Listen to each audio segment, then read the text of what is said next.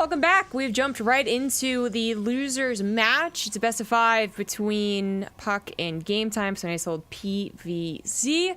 That's how we do it here on BaseTradeTV. Losers into winners into decider. And the top left, as the purple Protoss, it is puCK. And down here in the bottom right-hand corner of the map, we have the yellow Zerg player. It's GameTime from Sloth Esports Club.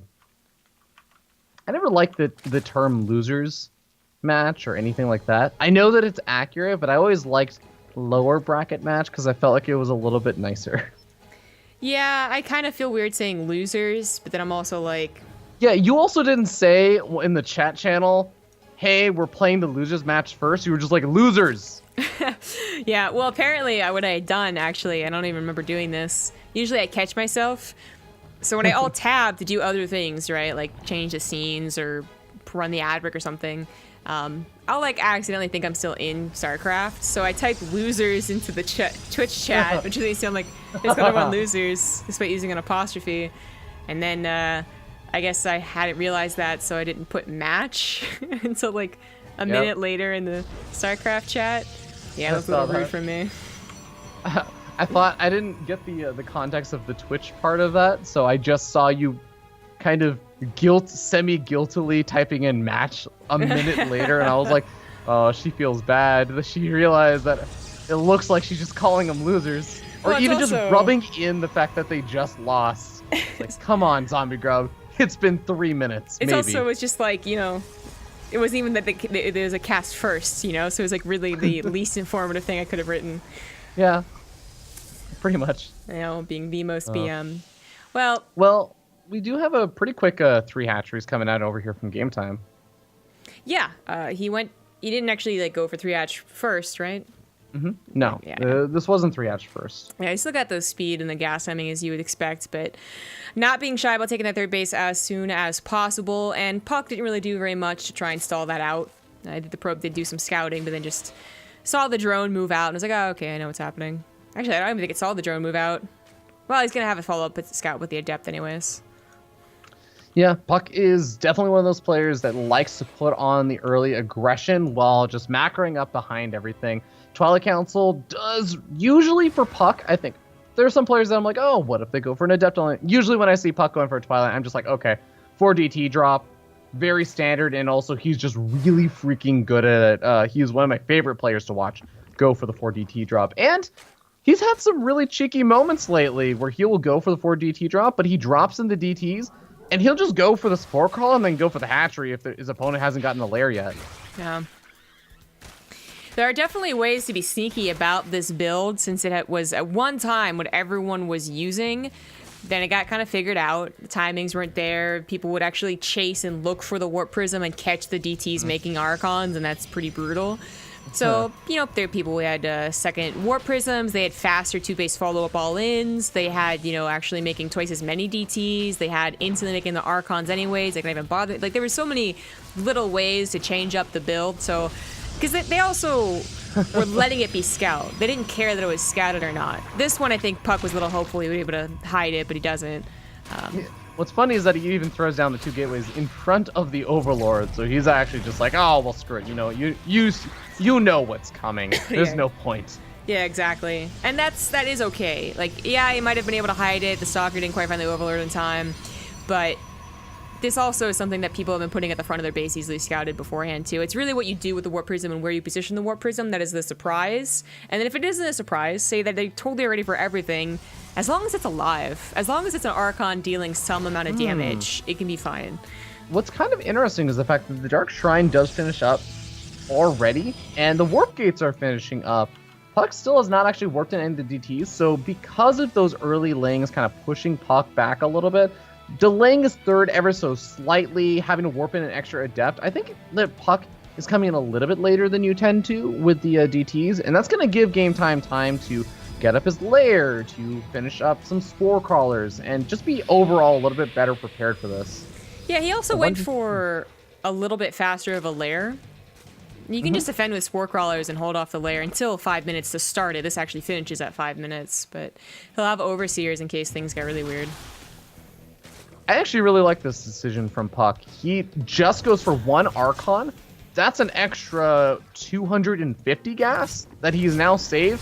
Where does that extra 250 gas go into? It's going to go into 1.5 more Stargates that he has for the follow-up, because guess what? Your opponent is going to open up with Roaches. That's like one of the easiest ways to help defend against the Archon drop. So just going for a light harassment is a really nice way to transition out. Definitely what we see, Koreans do this as well, so I don't want to say it's an NA only thing, but I feel like NA has stayed more on Roaches, especially a guy like GameTime, has stayed more on Roaches and Roach busts, Roach masses, and then into Roach Hydra, whereas almost everyone else has gone into basically Ling, Hydra, Baneling, purely and entirely. Like, Roaches are only made in emergency defense, if at all, which technically you don't need Roaches against Archons, but you're right, it is a very safe way to deal with them. So with that said, there won't be a lot of Hydras yet, but there will be some making soon. The Oracles are already being reduced, however, and that's always a tricky situation for Zerg to be in, is when they are building them 2, 3, 4 at a time and don't quite have enough numbers. Okay, we'll see how GameTime can handle this. We've talked a lot about, GameTime, that last match, and kind of where he will be at potentially mentally after that series versus Masa. But if there's one thing I think that does give him a lot of confidence, it's playing ZVP. He's really confident in his ZVP. Granted, again, he hasn't been playing as much lately. He's kind of taken a step back from StarCraft after Montreal to give him some space and kind of clear his head, get over any losses or whatever that he's faced recently. But ZVP is his jam. If he can't take matches in ZVP here, then I think he's really going to struggle to ever make it out of this kind of group. Well, if he can't take them here, then he's just literally out of the group. Yeah, that's why he'll struggle, Zombie Grub. Yeah, struggle real hard. But I get what you mean. Like, it would be more worrying for, like, if a tournament happened tomorrow for him. If he also got knocked out here 3-0, he'd probably be in a pretty bad mental state for that one. But his Hydras are finally on the way out. The Oracles actually didn't show themselves yet, so there wasn't any chance to catch the Hydras, they still had the low numbers. So there's enough of them to take out 7 Oracles. puCK sees the army moving out, not only with his Observer, but also the Zelnaga Watchtower. So I was going to say he's going to be able to get into position. Okay, I guess the Oracles are pretty fast at moving, but this is definitely enough Oracles to take out that Hydra count. Yeah, actually, you're right. I thought there were more Hydras reinforcing. Oh, there are. So it's actually a little bit questionable, especially if they're focus fired. Okay. Yeah, this is actually getting a little bit questionable, as the Hydra's getting very close to taking out most of these Oracles, and the ground army just isn't there. The Roaches are going relatively uncontested. The Oracles do win out versus the Hydras, but is there going to actually be enough on the ground to deal with the Roaches? puCK not actually dealing enough damage, I would say, with the order of things here. The Archons didn't really do a whole lot. The Oracles didn't show themselves until they were literally the anti-army defense. And GameTime, with a swift punch to the gut, only with a +1 upgrade, but still on 4 bases, seems to have killed puCK here. Yeah, even grabbing a Spore Crawler at his 4th base, just preparing for DT shenanigans or anything that puCK could do. I actually really like how exactly GameTime is playing right now. He just seems to be thinking right now, I've gotten so far ahead right now. What can my opponent do to pull himself back in? And he's gonna try and make the most of these Roaches while he still can. But he's thinking about next steps, and I think that's actually one of the most important things when you get ahead. These Oracles really are only dealing 1 Oracle to the damage at a time. It's the one that pops out that has energy. The rest of them are dry. Probe's emergency pool, that's not a good sign. All right, more Hydras also rallying across the map, finding the 3rd, gonna be going for the pickoff over there, and these Roaches alone are already, like you said, just barely actually getting picked off, and now that they finally get cleaned up, the 3rd base has been killed off. He accidentally attacked destructible debris, that's what I was yelling at. Feels, especially when it's your own debris that you end up attacking, and you're like, no. This is why you break it. But puCK is almost certainly dead. The Oracles, sometimes it becomes that crazy, stupid amount, and people are like, oh, Hydras don't actually beat Oracles in similar numbers. But I don't think he'll ever get to that high of a number. If he does, GameTime will still have twice as many Hydras, because he's making nothing but Hydras right now. Well, puCK is also, if there's one thing I have to commend puCK on, it's his micro. I guess 2 things I have to commend puCK on. It's his micro and his ability to play from behind, surprisingly enough. He is in a very desperate situation. Do not get me wrong. GameTime is likely going to have to make some sort of mistake to allow puCK to come back into this. But puCK is so used to playing from behind that I think he does still stand a chance. It's like a 3% chance, maybe a 2% chance right now, but it is a chance. I feel like that's like one of the, what's it called when it's like it's a bad thing be put in a good way? Backhanded compliment. It's like the best backhanded compliment you could do about StarCraft. It's like, you're really great at playing from behind. Well, no, backhanded compliment is a good thing that you put in a bad way. This is like a bad thing I'm putting in a good way. You're right. But there's definitely a little bit of like, so he has to lose first. All right. Yeah, well, GG does get called. It looks like puCK is not going to play it out any further after seeing those Hydras. GameTime goes up 1-0. Yeah, nicely done by GameTime. Also, Mr. Sub, thank you to Satit68. Oh, and Dr. Whiskey. That's 20 months and 13 months respectively. Oh, no, I got that other one. Haha. I only missed one then. No, Zombie Grub, you didn't miss a sub. You noticed the sub just a little bit later. Yeah, exactly. Well, that is a solid game one. I said it while the third base was dying, but just to reiterate, like, that Archon drop that didn't do anything, it killed a queen, into triple Stargates, there had to be something that was taken away, right? And I think the thing that we saw taken away was the amount of charge lots needed, as well as the timing on charge was like a little bit off. And he just simply didn't have enough to actually push through the Roaches, much like the Hydras. Although it was very close, the Oracles almost overtook the Hydras in a big enough way to hold. Yeah, if even one extra round of gateway units or ground army units were there 5-6 seconds earlier, I actually think that puCK protects his pylons. The Roaches don't just go ham on those. The Oracles win out versus the Hydras. And very narrowly, I think that puCK holds on and defends over there. But a small little difference makes a world of difference. Actually, even other small little things, like, man, if he gets a pick off on that Overseer with a Photon Overcharge or something, you warp in some DT, suddenly those Roaches start disappearing pretty quickly. There's so many small little things that can go differently, and I think that puCK maybe holds on there. But GameTime walks away with victory in game one. We'll see how things happen and pan out on game number two, because I'm really happy. I was extremely concerned. I was expressing this concern to you during the break, Zombie Grub, of is GameTime going to be able to play his A game or even his B game after that series versus Masa? And it looks like he is actually starting to pull it out. Yeah, he seems to be very confident in this matchup. I thank you to OFU for the 21-month resub, and we'll be getting into Mech Depot right now. It is game number 2 now, and in the top right, as the purple Protoss, it is puCK.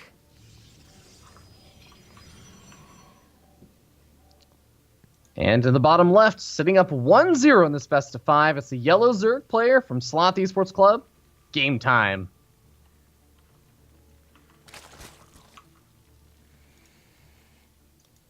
Can he make this work? Can he make his way back into that kind of ace decider match to see who's going to make it out of the group? Because I can tell you, for a player like GameTime right now who has been still just kind of struggling, thinking a lot about that loss at Montreal, being able to make it out of this kind of group, what that would actually really mean for him and mean to him, I think it'd actually be phenomenal. It would really help his motivation. So I think in a weird way, beyond just the prize pool for the Ting Open and everything, there's a lot on the line here for GameTime. It seems that way. I mean, this guy's a pretty likable guy. He certainly was willing enough to talk and chat about his about his game, about his I guess, career, I suppose you can call it. When I interviewed him at Austin, and has actually been really chatty with other interviewers and just everyone he meets, basically. So, basically, I think that, I don't want to say like he deserves to do well in StarCraft, but it'd actually be really cool to see him do well, as he is one of those up-and-coming Zerg players that is also just a really chill, neat guy, and just is always so earnest, you know? That's always like something that is kind of forgotten about when you get to these guys that have been around for a long time, like puCK. Not taking any shots, but sometimes like, you know, you get that refreshing sense of earnestness? Yeah. Earnestness? Yeah, earnestness. Earnesty? I was like, yeah. This all sounds a little bit too awkward. Earnesty but, sounds like a real word. It really does. But I know almost. exactly what you mean. I think GameTime is a very likable person. He is a human being that is very straightforward. He's very honest and very open with his opinions. If you guys have seen some of Base Trade's coverage from, say, DreamHack Austin, where he was able to upset versus Thermal, the interview just really showcased, I guess, his personality and how open and how honest he is about everything he thinks and says and does.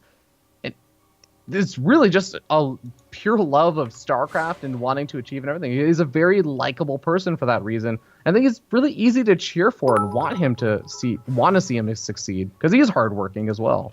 Yeah. But on the other hand, puCK, who is sending out another Adept similar to last game, but going into Stargate this time, that Twilight Council. puCK is certainly like a likable guy in his own right. He's got a stream, and he actually really enjoys streaming, and he's been working on his mentality, but he is definitely like the player that we all have known for a very long time, whereas GameTime is kind of the up-and-comer, and I guess there's just a little bit of like pushing motivation for the up-and-comers, the new guys on the scene. That is always inherent when we watch StarCraft, I suppose. But I actually like both these players a lot. But GameTime is up 1. He's dealing with the Adept. Not going to be able to kill it before it leaves. Oh, he will be able to kill it. Cancel on the Adept Shade from puCK. Kind of interesting. I guess the Adept Shade may have been caught by some other Lings. I think he thought he could kill the Lings. I'm not sure. This is a decent... Oh, okay, well, it was a decent-ish number of Lings. 12 Lings is enough to potentially contest a third, or at least make it more difficult, especially with the kind of opening puCK is going for, where he doesn't get a lot of gateway units out. He gets up a full wall in, and then just gets up an Oracle. The Oracle might have to use its energy on the Lings at the third, which is never what you want to do. Yeah. And those Lings could, I was going to say, they could just micro around, and they could get the Nexus. Cancel has to go down, and this is certainly a problem when you don't add any additional gateways along with the expand. It's the greatest expand you can do, basically, for going any, like, no-tech third that doesn't exist yet. But with that third delayed, he still has to place down production, so into 2 more Stargates, well within the sights of this Overlord, if we just move over a little bit. And move over it does, Zombie Grub, as the double Stargates are seen. So, GameTime has a good idea of what he's going to be up against nice and early on this game. He is going to be able to react, I guess, to the best of his ability. He's had a really, really nice start to this game. But, okay, Phoenix being made first. We will see, because there are very few people out there, but still a few that I have seen going for just lots and lots of Phoenix off the triple Stargate. But no, it is going to be still an Oracle follow-up. There's like that old school Phoenix style that we would sometimes see, but very rarely. Yeah, Max Phoenix would be interesting. I know a lot of people, maybe some of the Koreans I'm thinking of, but I want to say a lot of people actually go for Void Ray right after the first Oracle, and then they go for a second Stargate, pump out double pumped Oracles, and then like somewhere down the line, it's a third Stargate. Just slapping all 3 down, getting a Phoenix instead of a Void Ray. Obviously, it has delayed his Nexus, which is a little problematic. You want those gases. What the hell? That's the first time I've heard the donation sounds, the new one. It was a harp for your dragon. I know you don't have him up. It was a harp. Is like a harp, from Zelda. Like what was? Yeah, exactly. Like kind of like that. Like I did something in Zelda. Okay, that was really weird. But thank you for that donation. We'll get to that later. I was already saying, that puCK, trying to go into triple Oracles, I mean, it might work. Triple Oracles can be a silly little build, but he's going to be potentially late to the charge lots again, and GameTime, well, I guess he's not getting 4th base. Yeah, it does get the cancel, the cancel on that. Might actually be able to get a couple of kills on these queens. Nice microbat keeps that 1 Oracle alive. The second Oracle loses its shields, but the rest of the Oracles finding some good damage. I think it's about to run out of energy, so puCK will have to back up after this, even with the reinforcing Oracles coming on in, but he has already done a good amount of damage with that. GameTime is specifically waiting for his Hydra stand to finish to make, like 15 Hydras, but he's going to be supply blocked. He realizes it, builds 9 Overlords. This actually isn't so bad. The Oracles still only have like a finite amount of damage they can do. There's only so much energy. There aren't like 20 of them yet, but it's getting there. So he can kind of get away with these stalls. But it's like, he's got to fix it real quick. 11 Overlords on me. I think he went a little overboard on them. Yeah, me too. A little bit of a Ling here. Actually didn't get very much. If they were Banelings, it would have been a little bit more dangerous. But speaking of Banelings, GameTime went for a Roach Warren last game. Doesn't have that here, so I would expect a Baneling nest to come down. My question now is when? Like, you can't... It's really hard to just do pure hiders in case there are charge lots. That's why the council's only just coming down. Yeah, That is an interesting question. I guess, does he go for the Banling Nest anytime soon? Or is he going to really just try and play this out with a ton of Hydras? Hell, he might even, just because Game Time stylistically does love Roaches, even if it is a way less common to go for Roach Hydra, Game Time is one of the few players I would maybe even just open up a small possibility that he would throw down a Roach Horn or something, just go for a lot of Roaches to help deal and tank for those Zealots. But I still agree. I think that Banelings make the most sense in this situation. Well, I mentioned earlier in this game that puCK's going to be a little bit later to charge, as opposed to some other Oracle builds that do exist. There's actually so many timings that can exist. And in fact, I think Mana played a game a couple weeks ago where he never got charged, or might as well have never gotten charged. He was like minute 18 or something by the time he got it. It was actually kind of absurd. But that is certainly a problem. If they are allowed to get to like 30 or 40 Hydras, your Oracles can try and buy time. They can kill the lair, but they do need that support at a certain point. And might be the point now. It's 38 Hydras to 15 Oracles, and Queens are coming along as well. Whoa, it's gonna be Tempest being made, Zombie Grub, not Carriers. So the way that I've always heard this described by other like pro Protoss players is that Tempests actually aren't that bad, but the problem is versus the big ground army, you need a lot of time to make Tempest work, whereas Carriers can just kind of take the straight on head on fight. It's a little bit more reliable, but stasis trap potential. Overseers are here, so he's actually just going to set off the stasis traps instead of taking them out. Nice, nice. He knows. I mean, it's something that puCK obviously does against a lot of these NA guys. He's doing it all against Neeb earlier. So, Game Time, just sending one Hydra forward. He's going to need another one, the last one. Yeah, I'm actually so just waiting for puCK to just say, like, well, I'm just going to keep planting down stasis traps. What are you going to do? Send one Hydra in at a time until you get to my base? And that's kind of what he's doing. He's just planting down lots more stasis traps, plants them down to the high ground. Those might actually be a little bit more annoying to take out, since you might actually create a bit of a wall in, and creating a wall in at the ramp is going to make it harder to get on top of these Tempests. That is a lot of Hydras. They take out the other stasis trap. There's a force field basically in front of the ramp. It's really hard to engage against these Tempests. Yeah, Mothership still is throwing out overcharges as well. He's going to have to go back to the third base where Stasis Trap was made. He sees it, triggers it with 2 Hydras. He still has an overwhelming Hydra force. Another force field. He can't move up to the third. He has to go over to the natural, but now that's finally been broken. The Oracle did not get an opportunity to move in and take everything out. A little bit of a misclick there. Loses a Tempest. Another one very, very low. Okay, Mothership trying to cloak these Hydras, but the Overseers are here. Oracle doing their best to do the damage they need to get done, but it is not enough. And puCK gonna be falling drastically in supply. Is Game Time on the verge of taking a 2-0 lead in this best of 5. Massing Hydras and Queens. It ended up working, but I would say specifically, either Game Time knows how puCK plays or figured he was going to play this way. If you go against someone who actually only dabbles in what you would call Mass Oracle and goes very quickly into Charge Lot Archon, I think this style actually could be very dangerous, but clearly this is the right move against a guy that went really Mass Oracle into Mass Air, and that Air came out just too late to really help. 2 Tempests trying their best, 2 Carriers without Interceptors trying their best as well. Yeah, it's sort of funny, you know, the meta game really does shift over time, and while Mass Oracle was almost just like a meme for a lot of people, it was considered so difficult for Zerg players to deal with. They were really struggling, and it became almost like a pain point for a lot of Zerg players to try and play ZVP. I think a lot of Zerg players have figured out how to play versus the straight up style, so if you want to go for this, you really do got to mix it up. In Game Time, able to use that knowledge, go up 2-0 in this best of 5. GG. Wow. Potential 3-0s here today. Oh, wow. Big thank you to OFU, donated 15,000 bits. Holy shit. Cow. That's a lot right there. And claps if you're in chat. That guy is an awesome contributor to a lot of different StarCraft people, so he deserves some love. And then we also had Dropship Magic donate $5. Shout out to Fear Dragon and Zombie Grub. I'm just a pleb. Y'all are the real MVPs. Y'all always deliver the goods. Much love. Thank you so much for those kind words. Overwhelm also hit us up with 100 bits, and that about covers it. But seriously, thank you, OFU.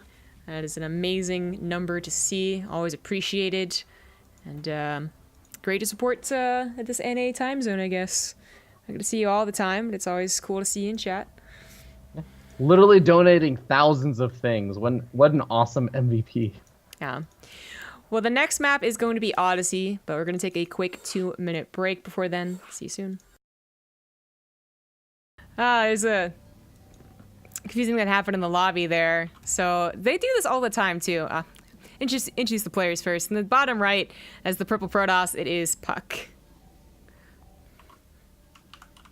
And in the top left, we have the yellow Zerg player sitting up 2-0. It's game time. So this especially happens with like the Korean guys, I would say, just because they're just kind of spammy. They're just like go go go go go. But puCK tripped me up, man. Doesn't usually happen. I said game time. If I asked game time if he was ready, and puCK answered go go again, and I thought it was game time. But luckily, game time was in fact ready, and Odyssey did not have a map intro, so here we are, and everything's fine and dandy. Damn it, puCK. Oh well. puCK is. I love puCK, but he is also sometimes, and I don't think that instance was probably him trolling, but man, puCK is a very, very fun troll. Yeah, he can be funny. Yeah, he can definitely really mess with you sometimes. Sometimes he's like that person that I think I'm like genuinely a pretty honest and like straightforward guy. I think puCK is the guy that like makes me feel really weird. I'm like I'm so sorry. Did I say something wrong? But like he knows he's messing with me, so he'll just be like, why would you say that to me? Like he'll set like, that's really rude. You know that I recently had like, my dog just died or something. I'll be like, oh my god, I'm so sorry. He's just like messing with me. I'm like, god damn it, puCK. You are genuinely the easiest guy to mess with in the StarCraft scene. What? No. I think you are. I mean, I think Scarlet's also pretty easy to mess with. Scarlet's really easy to mess with. But even she, like, because her reactions aren't as funny as yours. Like, you are so, like, earnest and just, like, apologetic. She just kind of, like, is like, oh, really? And you're like, oh, that wasn't it was fun. I feel like sometimes Olivia, like, Oli Moly, is pretty fun to mess with. The moments are more rare, but when she messes up, oh my god, is it fun. That's Shia actually, LaBeouf. Yeah, that's like the difference. You are just like apologetic, and then when they're like gotcha, you're just like, oh, you, like the guy and the dog, and then Olivia's just like, oh, F you, who just thrown a bunch of bits. Hey. Sorry, Alima? Anyways, that aside, it is already in game 3, and puCK is on the ropes, so his builds aren't quite working out. It's not too in favor of him going for mass oracles again. I think can be a solid strategy, but it's not really working out here. Yeah, he's going to be going for the Twilight Council. We'll see if he can turn those ropes into something to hang his opponent with, because like I said, he does tend to play a little bit better from behind. And I still think that he has top-notch level micro. Game number 1 kind of did a really fast transition, only made 1 Archon and went straight into the Stargate play. We'll see if he maybe mixes it up in game number 2, or game number 3. Yeah, it is looking like he's going to do the same thing, but is the execution the same? And that's the real question when it comes down to Dark Shrine builds. He's getting the Stalker again, so maybe he'll be able to deny game time scouting. But I would say that it's not easy to detect something is going on like a Dark Shrine build if you don't scout anything else. I think there are certainly signs that you don't literally have to get the Overlord back in to the back of the base to see. So he's going to try. Here comes Overlord. Yeah, and of course, one of the things that we can always note to see whether or not game time is figured out it's going to be a Dark Templar opening is usually you end up getting the spore callers around 4 minutes to like 4 minutes and 20 seconds-ish if you think it's going to be a Stargate opening. And if game time is able to just forego those for a little bit longer, we're going to see, yeah, that he does have a pretty good read on the situation. And actually, after seeing the robo at the front, I can guarantee you he's not thinking that there's going to be a Stargate opening. Yeah, it's certainly not a Stargate opener. There are some other builds that revolve around a Warp Prism and a Robo opener, but they're kind of few and far in between. All right, going for the extra kill, getting the Adept right when the Mothership Core is popping out, and no puts and overcharge is used to save it, as it would have been a little bit too late. But I think the most important information has been found out. He's been able to kill off an Adept, which makes it a little bit more annoying to try and take that third, but a lot of Lings lost their life in exchange for it, so here comes the micro, the big moment for game time to try and do his best to defend without losing too many units.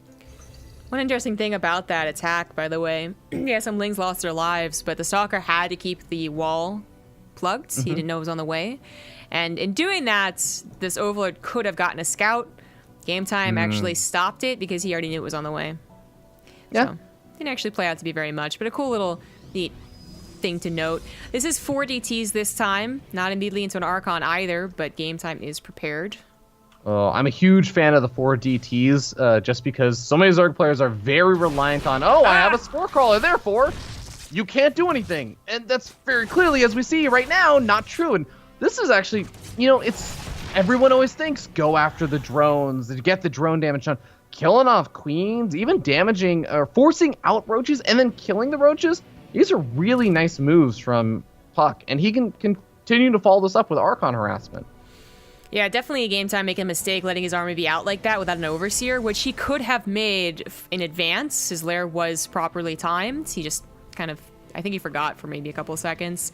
He's building a lot of roaches, though. I mean, maybe more than you really need to deal with the Archons. I don't think he can actually go for an attack on the 3rd base, but also getting to a Hydralisk Den. He did bust down puCK in game number 1 with a similar composition.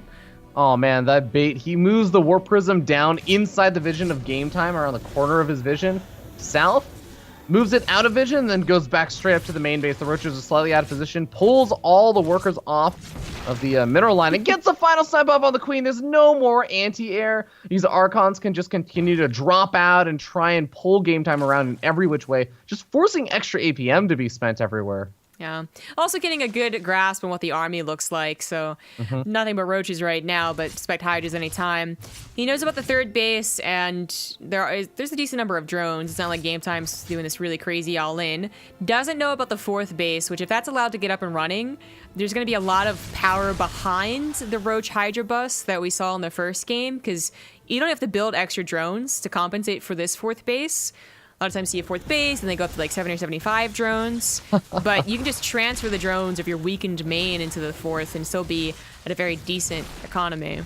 God, I love watching puCK micro with a Warp Prism. It's one of the greatest delights of North American StarCraft. And even finding a little pick off on the Overseer is a small little annoyance. GameTime has to go and make a new Overseer. He pulls his roaches back. He was actually about to move out, but he pulled it back for a few seconds. Now the Archons go drop in the main base. They're killing off more drones. As long as puCK can defend back at home and not take too much damage, he's actually doing a fair amount of damage on the other side of the map.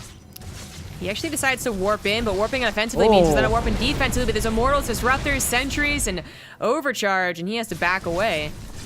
Archon's still alive. Zealots continuing to get warped in. Going after the lair now. He's going to be able to pick away at reinforcements as well. This is becoming a really, really dire situation for GameTime, who is still trying to move across the map. He does get a pick off on the Disruptor that was a little bit too far out, but puCK has those Immortals. He needs also to make sure his Force Fields are on point. Which I assume they will be. He just got the lair with the charge lots. The Warp Prism still alive, carrying around the Archon. GameTime desperately trying to come back here. Now, remember, he is on that 4th base. He grabs the Warp Prism. That's a bit of a nasty loss. And the loss of a lair might actually not be that big of a deal. He already got all the upgrades and tech structures he needs. He just lost out on some mining. Yeah, that's going to be slightly annoying, but if he can still produce a large enough army to contend with puCK's, he may still have a decent chance, but oh god, the other problem is that puCK's army, tech-wise, is looking fantastic. But oh, this concave setup from GameTime. Force's going to try and prevent some of the units from moving on in, and Disruptor shot not too bad. Yeah, it actually got the tail on a lot of those roaches. I thought it was going to completely whiff for 1 second. He deals with the attack on the right side. Force fields hold off on the left, but GameTime continuing to reinforce while rebuilding that hatchery and lair. Still has an army supply lead, even on upgrades. His Hydras looking quite dangerous, but his roaches are actually be taken out by all those Immortals. Oh, okay. Next Disruptor shot, not quite as good, but the Disruptor remains alive, and it looks like these Stalkers plus the Immortals are going to be able to peel through those waves of Hydras. puCK starting to take a supply lead. He wasn't even focus firing, so those Immortals live. They're going to regain their barrier and be extra difficult to deal with, but puCK has to be very careful not to overextend. In return, he is still just on Blink Stalkers. The Sentries have all gone down, and the Disruptors would be, falling behind, so that would have been a dangerous thing to do. And GameTime, though, after losing so much army, is in a very precarious position. It doesn't actually look too good for him. not only losing the army, but also sitting down in just 55 workers. Drones up a little bit, goes up to 57, but he lost 12 workers and is only just now getting back to mining that main base. His fourth base is a gold, which is all well and good. Everybody loves gold, but gold runs out pretty damn quickly in this game. You mine out the gold expansions faster, so it's not sustainable in the long terms. More and more, I just feel like these factors are going in puCK's favor. Yeah, I mean, puCK just took his own gold, so that's a pretty bad sign. Game time. If he could get maxed, he might be able to take a really good fight, especially if he adds more Ravagers, which we're kind of sorely missing from some of those fights. But it is going to be very difficult for him to get maxed. Okay, well, as the disruptor count continues to grow, this also becomes a more and more difficult situation for game time, unless he has just the most phenomenal split-ups of Hydras and Roaches that he's ever been able to accomplish. But when you're up against puCK, who is a master of the disruptor, it is not easy to manage, I guess, even against that many disruptors. There becomes a point where it becomes almost humanly impossible to not take a massive hit.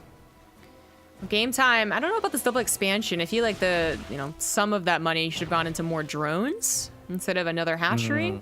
But currently he's spending all of his larvae, or, well, trying to spend all of his larvae on an army, which is matching the supply of puCK. And if he can just go ahead and dodge the disruptor shots, might even be greater than the army of puCK.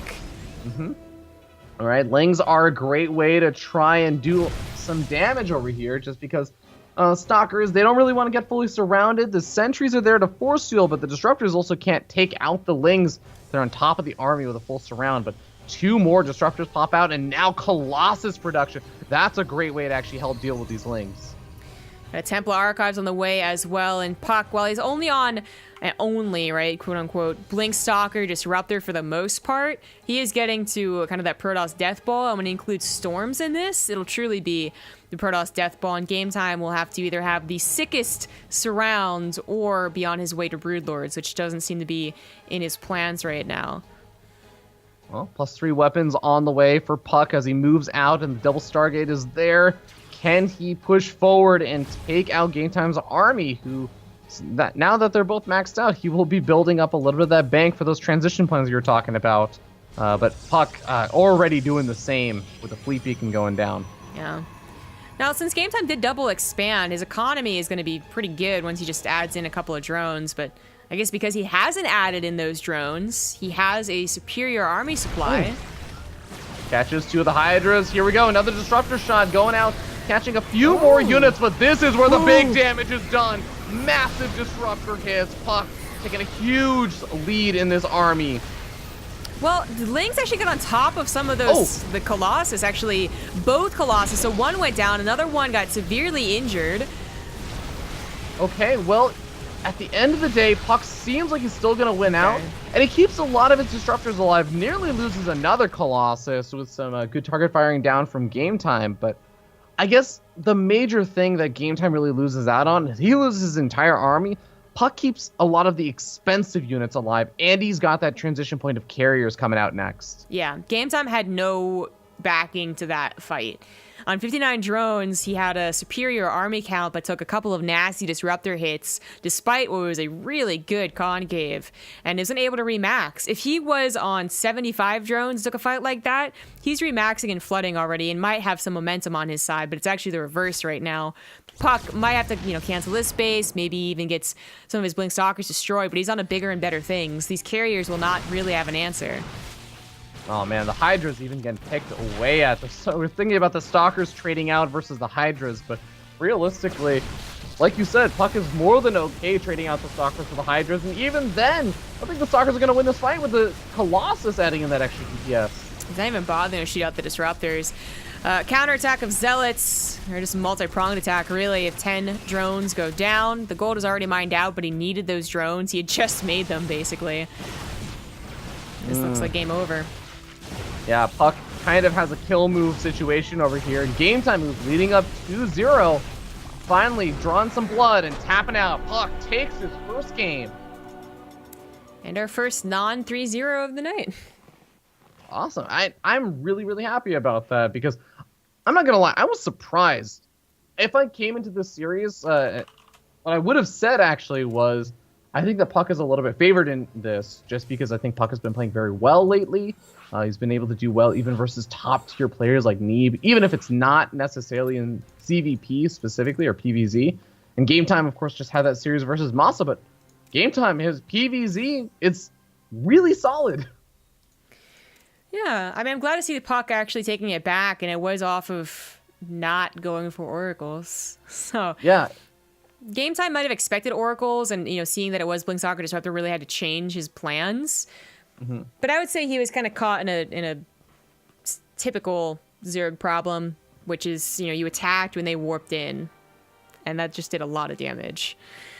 Yeah, that whole harassment phase really started to snowball a bit out of control, and that's kind of the way that puCK tends to win his games. He's not. He sometimes is the player that will just out macro you or something, but more often than not, puCK is the player that pulls you apart, does devastating amounts of damage with some harassment, and then takes a win off of it.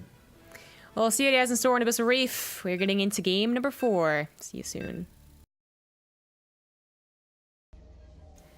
All right, it is game number 4. In the top left, as the purple Protoss, he is puCK. And down in the bottom right, we have the yellow Zerg player from Sloth Esports Club. Give it up for GameTime.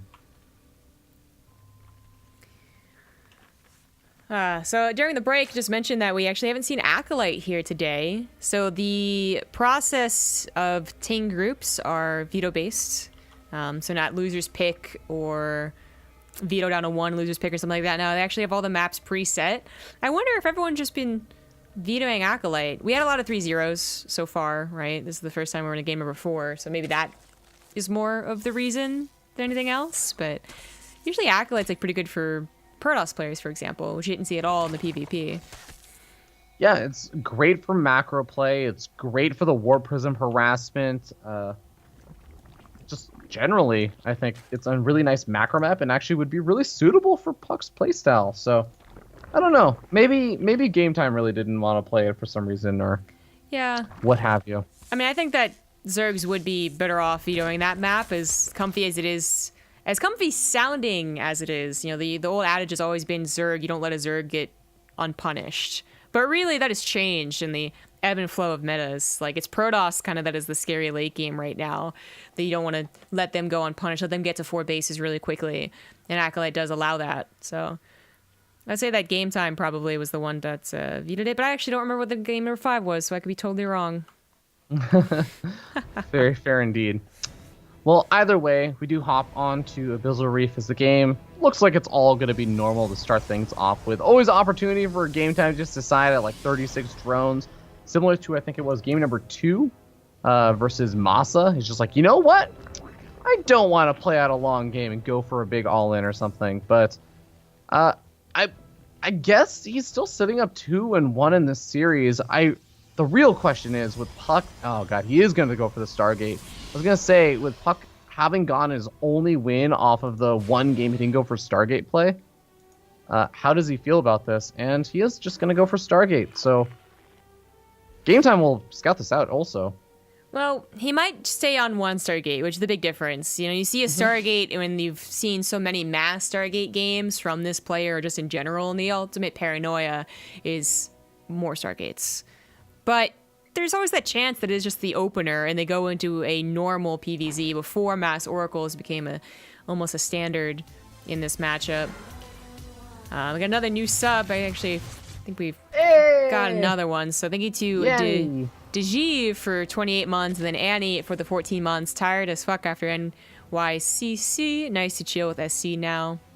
Can't curse. Wah. But now she, I guess, is New York Comic Con. A convention I actually went to for like 3 or 4 of the years, and then there'd always be a StarCraft event for the last 2, so I've always missed it. No passion, I understand. No passion for comics. No passion for comics. I'm okay with that. Events.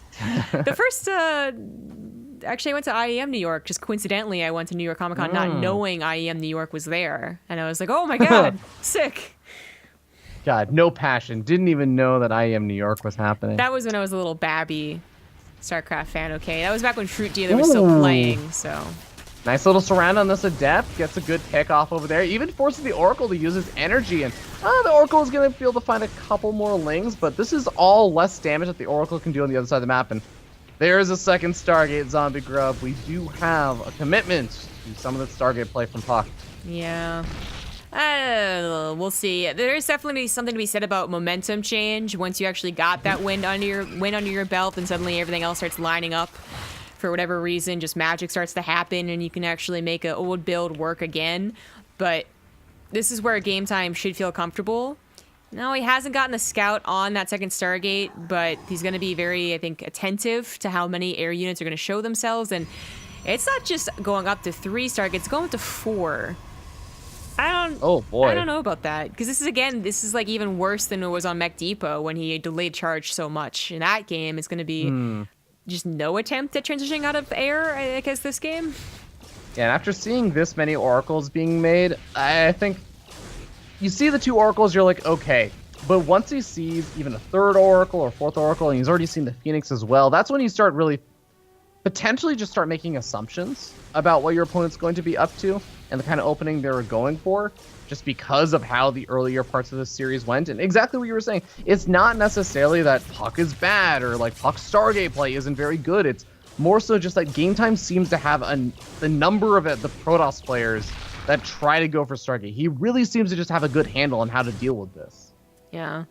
Now, he is making some sloppy mistakes here. I really got to point out that he's lost 3 Overlords, actually, to rallying, not because they've already been preset somewhere, and that's just simply a mistake. Yeah, the momentum shift you were talking about, and now the Oracles gotta find that 4th, get a cancel on that, killing off the drone. This is going better than I think almost any of the other, I guess, Stargate openings have started off so far for puCK. Now, what's funny is that puCK was so insistent on getting those other Overlords, he didn't actually catch this one that turned into an Overseer. So, that actually might have been like F2'd or something. I don't know why he came back from going to scout. Maybe he just realized he didn't have to because he's seen so many Oracles already. It won't survive, though. The Phoenix will still be able to take it out. Yeah, eventually. Well, the Overseers, it feels like they have way too much health as someone who makes a lot of DTs. That's because you're not making enough Stalkers. Yeah, because that'd take away from my DTs. Like, do you know how much gas and minerals a Stalker costs? 150.50? No, 125.50. Oh my god. Am I you right? play random. You should know this. What, did I get it right the second time? You did get it right the second time. Okay, good. Whatever, man. Anyways, there are enough Hydras here that can take out the Oracles, no problem. And if this continues on this trend, I think that there still will be enough Hydras to take out the Oracles. But Game Time's actually adding a Lurker Den, which is unnecessary.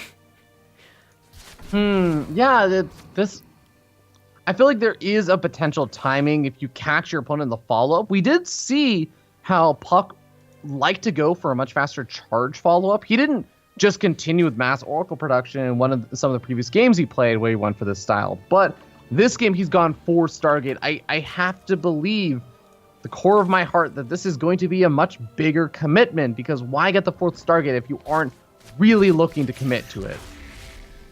Yeah, I mean, it's funny because we've seen, I think the first game started off with 2 and then 3, and another game started off with 3 and then 4, and now we're just like right to 4, just like not even questioning trying to go into anything else. But that still means there'll be no ground support, and even though he's going to try and once again get to Carriers and Tempests, that lack of ground support really broke the game for him on Mech Depot. There's the Hydra bust with the Queens that is kind of starting again here. The Lurker Den, I hope he doesn't make any Lurkers, but if he does, that might be where puCK gets the numbers advantage. Yeah, that is going to be certainly a difficult situation. But okay, Hatchery gets focus fire down a little bit. Seems like Transfuse scares puCK off enough, but 16 workers already getting picked off is really, really nice for puCK. And, well, +1 missile attack is finished up, +2 missile attack on the way, and Game Time is just going to immediately re-drone up all the things that he lost. Behind this, once again, Tempest choice from puCK, surprising me a bit. Well, something really important happened in this game where the Oracles actually were able to stall out the push. They took up all the transfuses of the Queens, which played at least some part in that Mech Depot game. And Game Time added on Lurkers, which would be great if the transition was into charge lots. They'd actually been fantastic, but because it's a transition back into, more into Stargates, into Tempests, I think they're just going to be useless. At best, they can get a surprise hit on the probes and kill like 20 of them, but they won't help with the main army fight. Yeah, it's gonna get really, really weird. Especially since there's so many oracles. The revelation is gonna make it impossible for these lurkers to just kind of quietly be doing damage, right? The oracles are going to know about it. The tempests are gonna start dealing damage, but in the meanwhile, the oracles do. Wait a second. This looks really good for puCK. Don't get me wrong. In a lot of ways, this is a really nice move, but he is using up all of the Oracle energy, Zombie Grub. I'm a little bit worried about this attack. Yeah, exactly. That's what I was going to note as well. He might just cut Game Time down enough to really make it an all-in, but can he survive the all-in? Game Time is going to be up 20 supply just basis with +2 upgrades, and then add on top of that, so many of the Oracles won't be able to help. This is going to be really dangerous. Here's the one way that I actually see this working out well for puCK. I actually think if this goes to a full-on base trade, I am talking no unit production or anything. It's just units running around trying to build buildings and everything. I actually think that puCK is in a better spot. The Tempest will gradually pick away at this army. The Oracles do an absurd amount of damage to the buildings, and they can revelate the drones and find everything. They have that mobility play. But I'm a little bit worried that he is going to have a bit of trouble turning this into a full-on base trade, because he's already pulling back with the Oracles, and in the meanwhile, Game Time is continuing to produce more Hydras. Yeah.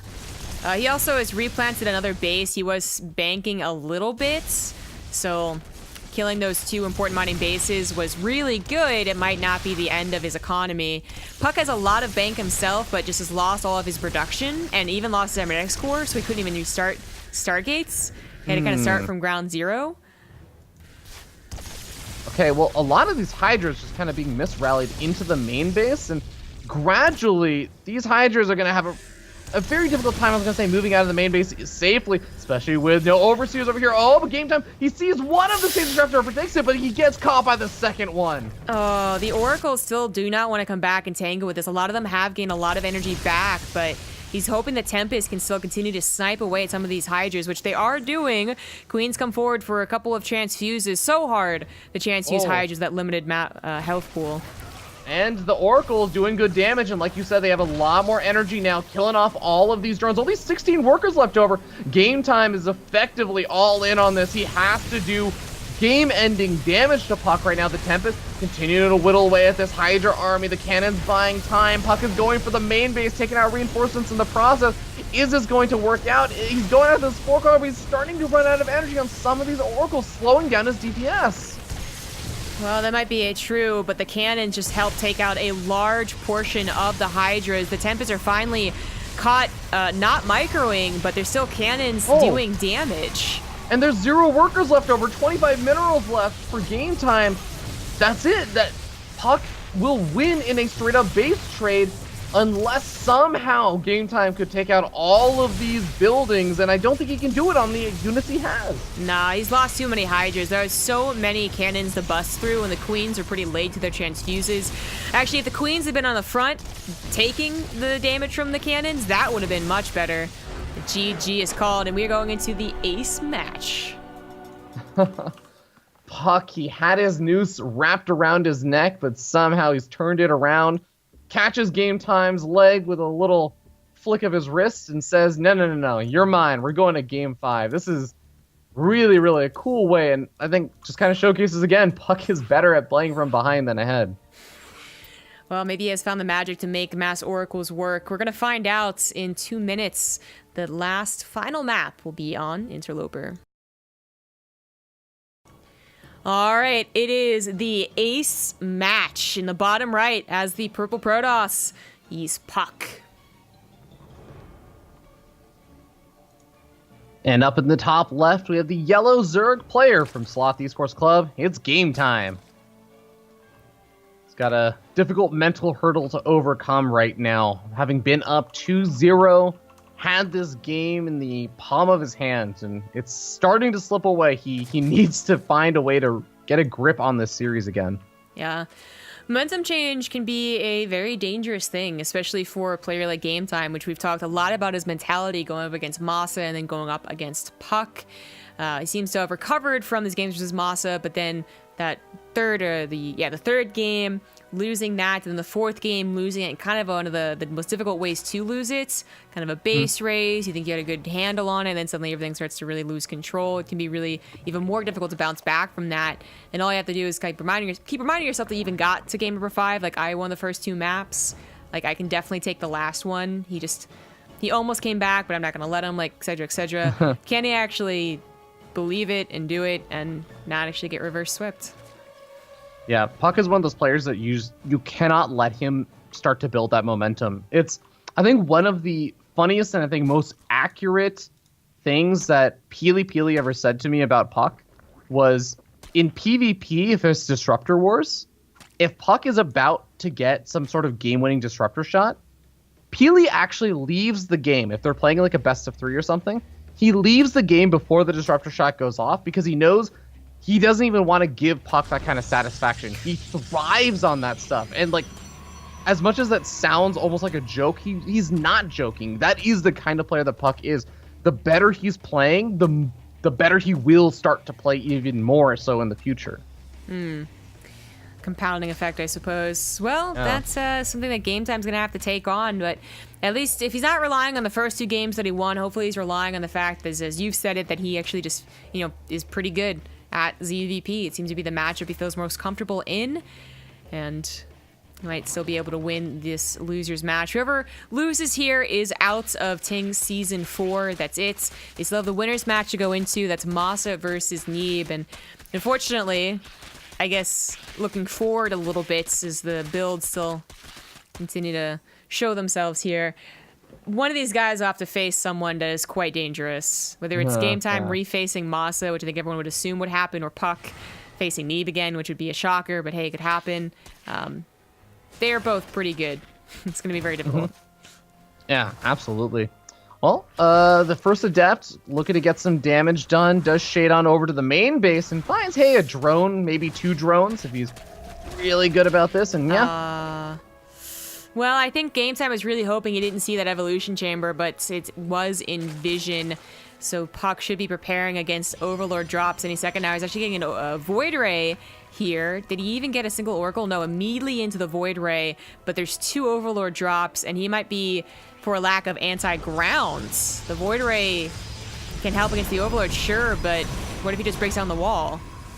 Oh boy, this is going to be a huge ordeal right now. Pylon's trying to go up, and actually going up in a spot where, yeah, Photon Overcharge could be used if he had any energy for Photon Overcharge. So Pylon's just going to get taken out. It's a 200 mineral sunk cost. GameTime knows the way to stop the momentum is to halt it completely with this rock-solid attack. Yeah, I'm still questioning the Void Ray choice. I mean, it could have stopped the onslaught of Lings, but clearly it still isn't. It's the only thing that can help against Lings that are already on the ground, where an Orc would have been a little bit better at that. Stargate Openers really aren't that bad against this all-in, but it is starting to get to that snowball effect. You know, the probes are trying their best to stack, and they haven't been lost so many of them that he's dead yet. And in fact, the stacking is so good, he's only killed 6. Really good stacking micro, which is harder said than, easier said than done. But Mortling's going to be dropped into the main base. puCK is still doing okay overall with 17 workers to 29. puCK is starting to remake his workers, and he's taking out the Overlords now with that Void Ray. GG gets called. So close to being able to put his momentum back on his side. If more probes had gone down, if the stacking wasn't as good as that, and he loses 20 instantly, then you take out the Nexus, you can just stay in the main base so the Void Ray attacks you slowly but surely. You can break down that front wall, but with having dealt no damage and the production still being up and running, GameTime knew it was over. And unfortunately, for him, that means he's out of this group and out of TING Season 4. Yeah. A little bit unfortunate. I think we're talking about this before. GameTime, a really cool guy and very hard-working very emotionally invested and very earnest, I think is the word that you used. But I expect that we're still going to be seeing a lot more of him in 2018. And hell, maybe one day, Ting Season 5 or something, if that happens, we'll be able to see him really spiral up, I guess, in the scene and kind of get that big breakout performance. But it will not be today. Now, but congratulations to puCK, who continues to live on at least a little bit longer. He'll be facing the loser of Masa versus Neeb, which will be coming up next as soon as they're probably watching the stream right now, thinking like when's it's going to be over. But they are both in the chat, ready to go. Let's see, do the vetoes.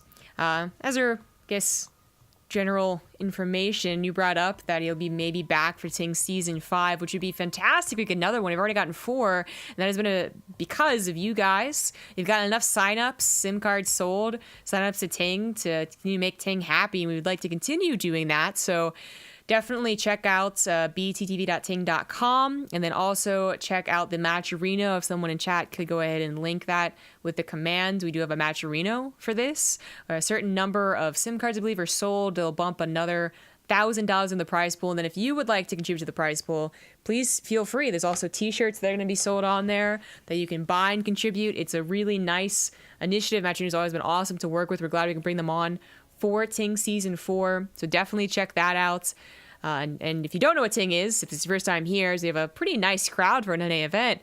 It is a U.S. mobile phone service company that specifically caters to people who are around Wi-Fi a lot, who don't use a lot of data, as it is use as you need it. I personally use them, and I really like using them. My bill is pretty low, but that is kind of the spiel. Again, check out the Matcherino especially, and we will be getting ready to go into Masa versus Neeb after this break.